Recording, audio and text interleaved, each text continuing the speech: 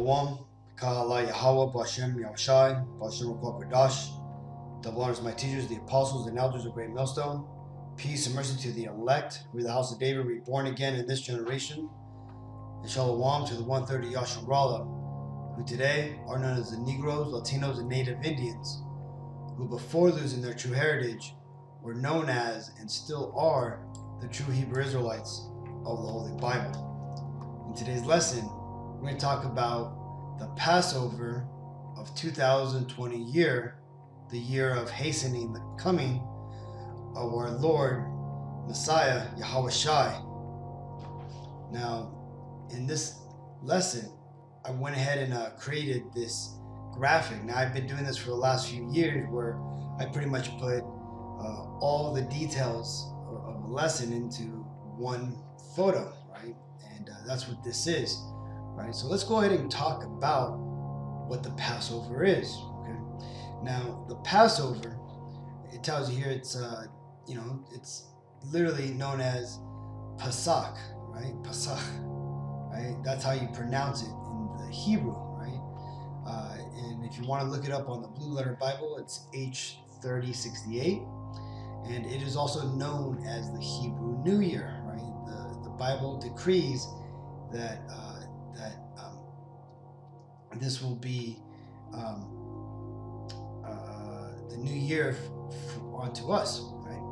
This holiday is also known as the Feast of Unleavened Bread, right? And it's a solemn assembly, meaning that it's a serious holiday. It's not a holiday to be, having fashion shows or, dance contests or rapping, contests, right? This is a solemn assembly. This is a ritual which we have been commanded to keep throughout all our generations. And like it tells you here, and as it depicts it here in this image, it says it commemorates the Exodus from Egypt and the Israelites, who are the Negro, Latinos, Native Indians, freedom from slavery under the Egyptians. Okay, and you can read about this in Exodus 6:6.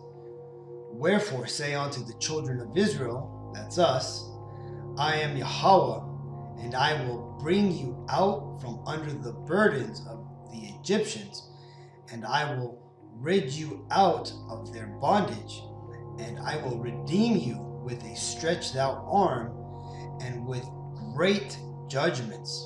Okay?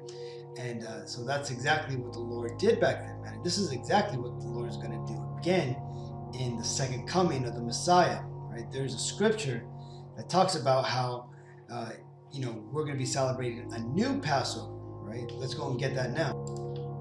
That can be found in Jeremiah 16 and 14, where it says, Therefore, behold, the days come, saith Yahweh Bashem Ashai, that it shall no more be said, Yahweh Bashem Ashai liveth, that brought up the children of Israel out of the land of Egypt, but Yahweh Bashem Ashai liveth, that brought up the children of Israel from the land of the north, right?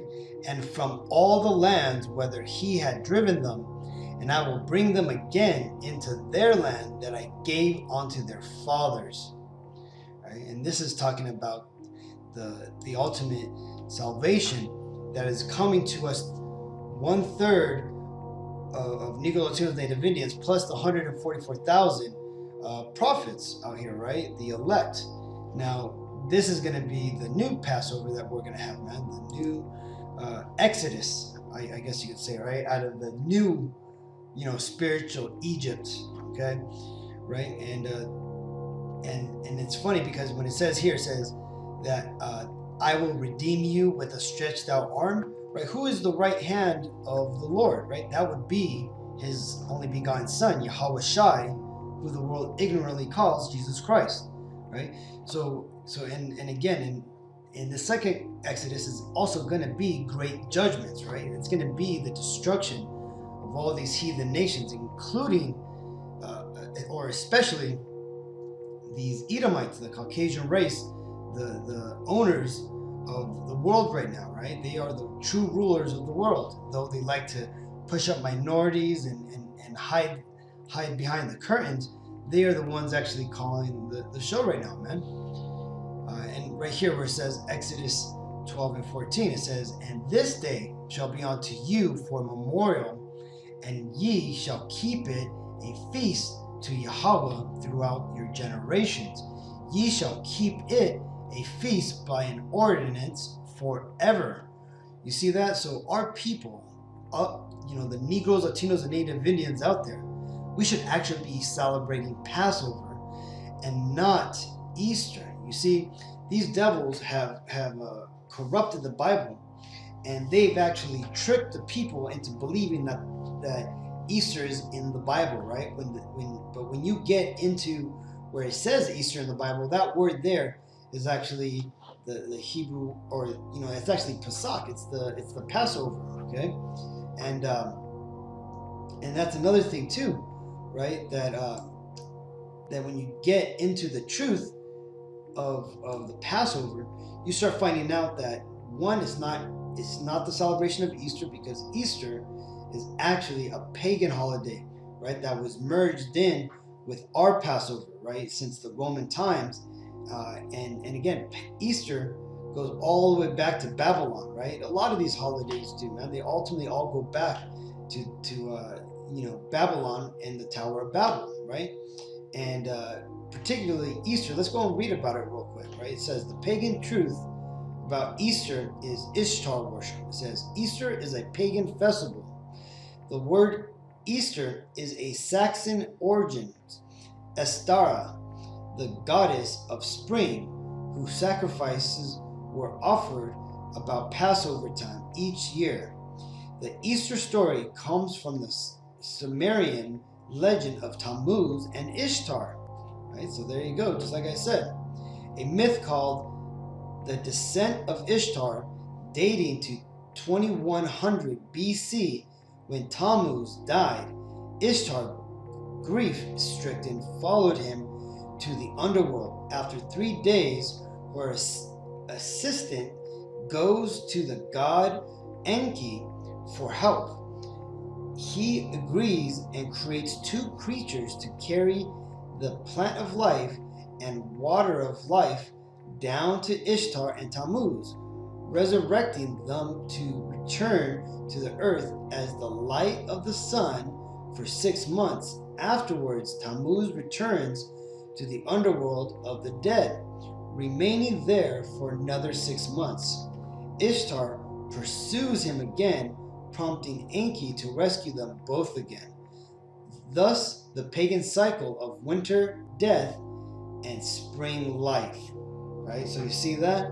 So that's where the whole Easter,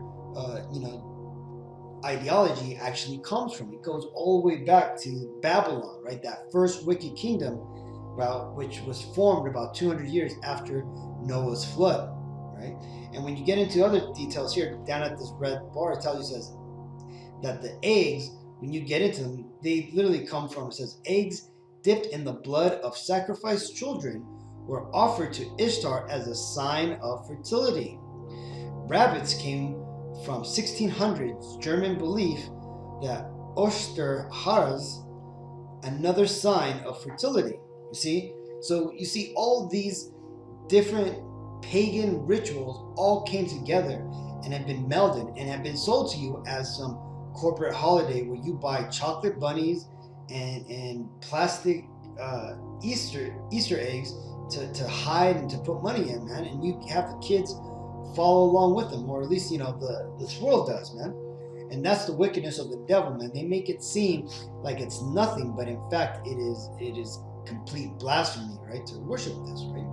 Because what you should actually be doing during the feast of the Passover, which, by the way, when you get into when it's held, you have to actually understand the Hebrew calendars, right? And to understand the Hebrew calendars, let's go ahead and zoom in real quick before we get into the general observations of Passover. Let's take a look at this calendar that breaks it down, right? This here is the first month of the Hebrew lunar calendar, known as Nisan, right? It's also referred to as Abib, right? But you got to understand that the new moon, right? It's when the moon turns fully black. That's the new moon. And when the high priest of Israel, that being the apostles of Great Millstone, when they declare the new moon, right, for this particular month, March, right, that's the beginning of Nisan. Okay, so this year in 2001, the apostles declared that March 12th was the new moon, right? So at night on March 12th started the new Sabbath cycle, right, from Friday to Saturday.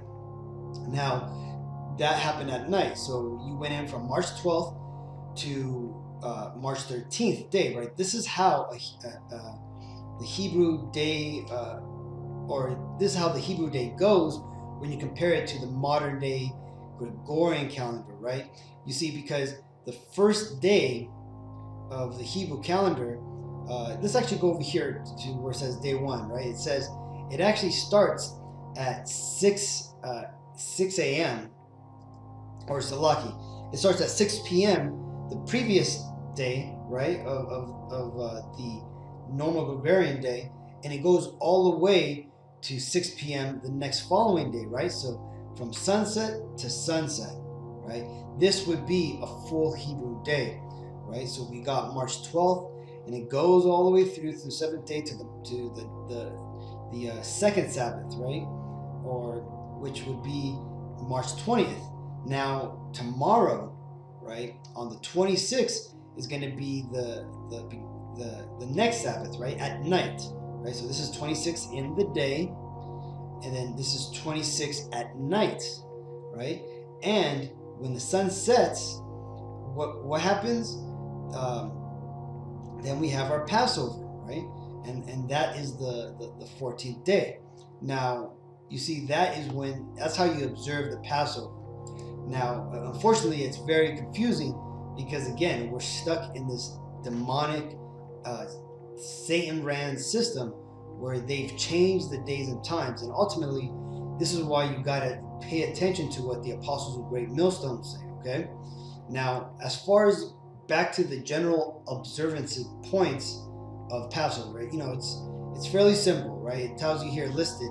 It says it starts on the 14th Hebrew day of Nisan in the evening, right?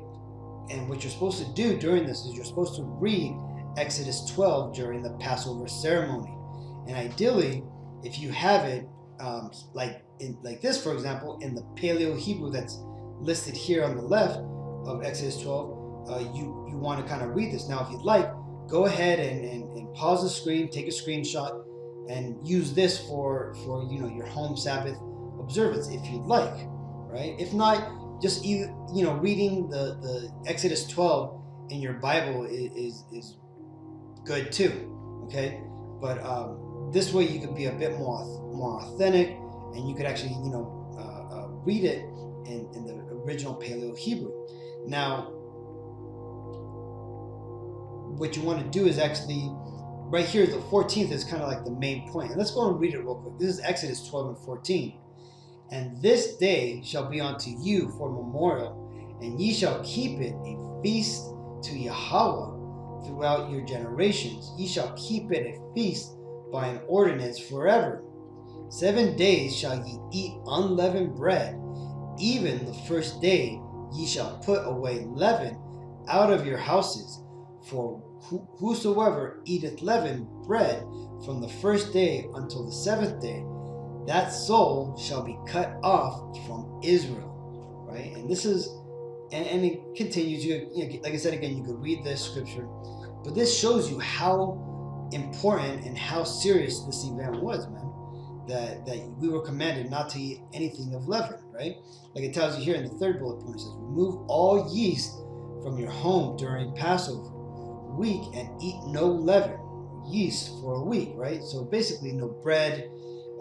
If you don't have your own house or don't live in your own place, don't worry about emptying your roommates or your parents kitchen cabinets. Just take care of yourself, man. If you got your own room, make sure you get all the bread, all the yeast, the soups that are filled with yeast, all that stuff out. Also, it's in vitamins.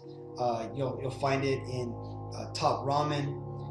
But let it just go through your any food items you have that you're in control of, and just get rid of them. If you can't throw them away, simply put them in a bag or a box, and place it outside your house, right, or in your car if you don't have any place to store it outside. Now, also, as far as for preparing the lamb dinner, right, because this isn't just, like I said, like a lamb dinner where it's like a 5-star, bon appetit, make the most delicious lamb. No, the lamb has to be prepared a particular way, right? Now, there's some things you can do, but there, unfortunately, because of our captivity here in Babylon the Great, we can't all get an unblemished male lamb, right? And bring it into the house on the 10th day and sacrifice it on the 14th day. Like, that's impossible, man. The majority of us live in a small apartment in a huge city, and this isn't something that's common in our captivity, man, right? So we got to do what we can conveniently do in our captivity, right? So what we do is simply just go down to your store that you can buy lamb from. Over here in California, it's Sprouts, right? Sometimes you go directly to farmers, but just get some lamb. Try to get lamb that doesn't have any broken bones if possible, right? Unfortunately, a lot of times they cut the bones, but the point being is that you do not want to break any of the bones, right? Well, once you got the lamb, what you want to do is you want to cook it over fire. A grill with a barbecue grill outdoors would be best, right? If not, in the oven, that's fine too, right? You don't want to put anything on it, right? But just a little bit of salt, that's about it. But don't put any seasonings like that, right? Remember, this is not a meal for taste or for your pleasure. It is a meal that is accomplishing a ritual requirement that needs to be done. Okay, so next on the list of things that you need to get to eat is it says eat with unleavened bread and bitter herbs, right? Here at Great Millstone we use horseradish, right? Other people use other things like I don't know, what is it, radishes, or not radishes, there's some other things that they could use, right? Other bitter herbs, right? But either way, we say radish because radish is a very bitter herb, and that definitely fulfills the requirement, right? And again, you can get that at your local organic supermarket. What you do is looks like a root, right? Kind of like ginger. And what you do is you take a carrot, a slicer or a peeler, and you just kind of peel the horseradish, right? And you have it like that on a little plate. Now, you're not going to eat the full on tomato-sized horseradish. That's crazy. But just get enough, right? Grab like a small handful and have it there with your lamb, so that way you can eat your lamb and eat the horseradish, right? Because again, the horseradish represents the bitterness of our captivity, right? So that way we can understand the pain that we caused the Lord, and the bitterness of this whole situation we're in, right? The unleavened bread symbolizes how we didn't have time while we were exiting Egypt to allow our bread to rise up, right? Hence why we eat with unleavened bread. So again, over here, the easiest thing to do is get corn tortillas, right? A lot of flour tortillas out there have yeast in it, so you got to watch out for that. Okay. Next, again, let's see. Right, and another thing too that tells you here, it says, "Eat in haste and with your garments on." So what this means is, if you're doing this at home, put some respect on this, man. Don't go out there in your pajamas or your flip flops. Dress up for it, right? And when I mean dress up, I don't mean like in a suit and tie, right? If you have a prayer garment, right, for the men, if you have a garment that goes down to your feet, wear that, right? If not, if you have like a shirt with fringes on it, that's fine too, but ideally you want like a garment, right, with fringes on it. Now, for the women, if you have like a head covering, that would be a great idea to put on. and just something modest, right? And again, make sure you have your shoes on as it's commanded. Now, another thing too, it says throw away all food or burn it by the next morning. Now again, ideally, if you had the ability, you would want to burn the Passover food that you did not eat before the next morning. Okay, if you have a bonfire in the backyard, and it's easy to do. Make sure you eat everything you can, whatever you can eat, that is, right? Everything else, just chuck it into the fire, in your bonfire, burn it off, and be done with it. And especially the lamb, okay? Collect all the bones, everything, right? And remember, do not break any of the bones, right? Now, if you can't burn it because, again, you're in an apartment, you don't have any place to really burn it, that's fine. Just throw it in the trash, right? And take that trash out to the sidewalk or into the city trash cans that they give you outside your house, right? Do that at least, right? Now, the next bullet point says, do no work on the first and seventh day of the Passover week, right? So what that means is that for the 26th, right, tomorrow, Friday, and then the next Friday, which is going to be the next Sabbath, try not to work, right? Especially the first Sabbath, right? The 26th tomorrow. I know, unfortunately, because we're in captivity, it's hard to do, right? But hey, you got sick days, use them, okay? What's more important, the Lord or your job, right? Now, unfortunately, if you can't, if it's an emergency, you have to go to work, it is what it is. Again, we're in captivity. And again, we are only rehearsing the righteous acts, right? Your excellency in finishing this ritual as it's commanded is not going to guarantee your salvation, right? This is simply you putting forth the effort to show that you want to return to your heritage and that you're practicing this, right? This is what the mindset that you should have to this. And again, the last bullet point says here, it says only Hebrews can eat the Passover ritual meal, right? So what that means, man, if you are not, let's say you have a friend who comes over, right? And they're not into this truth at all, right? They cannot eat that lamb that you prepared, man. Okay, do not let them eat that lamb. You got family members, right, who aren't into this truth. They mocked you, whatever. They're just not ready for this. If they are not in this truth, they are not to partake of the Passover, because one, they are literally doing a ritual. They're doing a biblical ritual. And the thing is, if they do it and they eat this lamb unworthily, they can curse themselves, man. They can mess themselves up spiritually, okay? And they may get bad luck, or they may get cursed throughout the week, or bad things may happen to them, right? So again, only Hebrews can eat the Passover ritual meal, okay? Now, that being said, let's talk a little bit about the actual ceremony, right?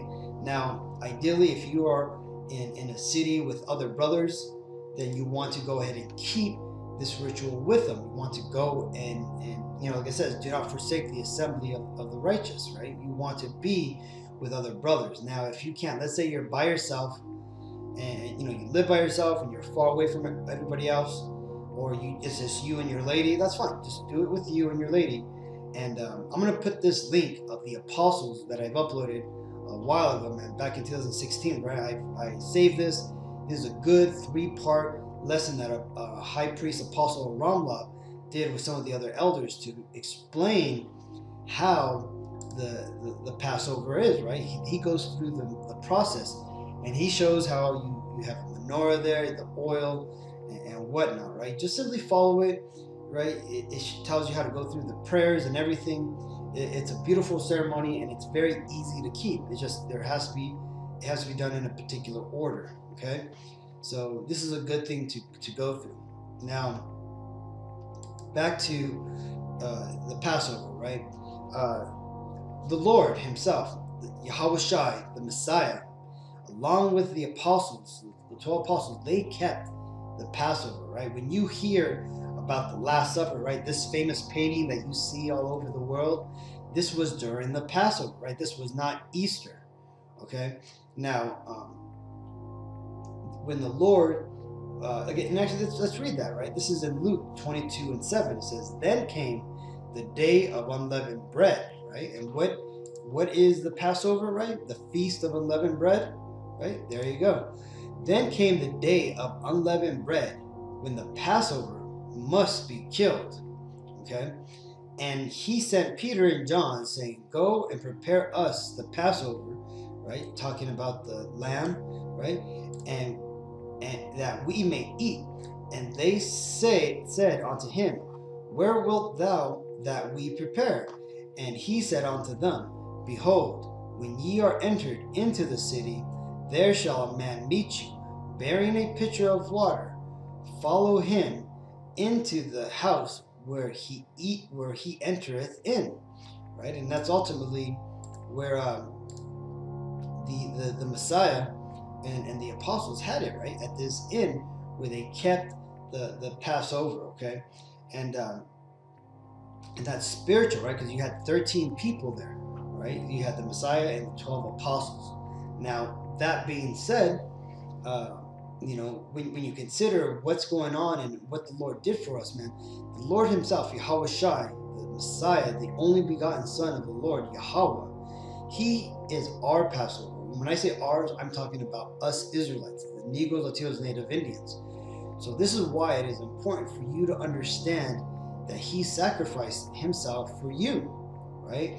Because he is, just as the lamb, was a sacrifice back then, the Messiah himself is the lamb which was sacrificed for you, right? He's that perfect sacrifice. And it tells you here in 1 Corinthians 5:7, "Purge out therefore the old leaven, that ye may be a new lump, as ye are unleavened. For even the Messiah, our Passover, is sacrificed for us." Right? And there you go, right? Because again, the Messiah, he did sacrifice himself for you, us, our nation, right? He did not sacrifice himself for the entire world. These other 17 nations that like to say that God died for everybody, that is a farce, right? That is the lie and deception that the devil likes to put out there, right? John 3:16 does not mean what it sounds like when read through naive minds, right? The world there that the Lord died for was the world of the Israelites, right? Which the Lord likens the nation of Israel onto a world in itself. Because again, when we get into our rulership, we will be a whole world, on ourselves, man. We will be an immense, extremely large group of people, okay, right? And it's really us who matters, right? When you get into all of it. So that's it, Akim. I just wanted to kind of go over the basics of the Passover, right? So hopefully tomorrow you're able to partake in this, right? If you feel that you're ready, right? I know that we're going to be watching the apostles, so I urge you to watch the apostles, the elders throughout the camps, right? We're here in LA and the Inland Empire, we're going to be keeping our own feast, right? You're going to have 13 brothers, keeping the Passover locally, right? And I'm sure we're going to do our own lesson. So, stay tuned for that. But until then, I want to give all praises to Yahweh, Ba'Shem, Yahushai, Ba'Shem, Ruach Kodash. Double honors my teachers, the apostles and elders of Great Millstone. Peace and mercy to the elect. Shalom.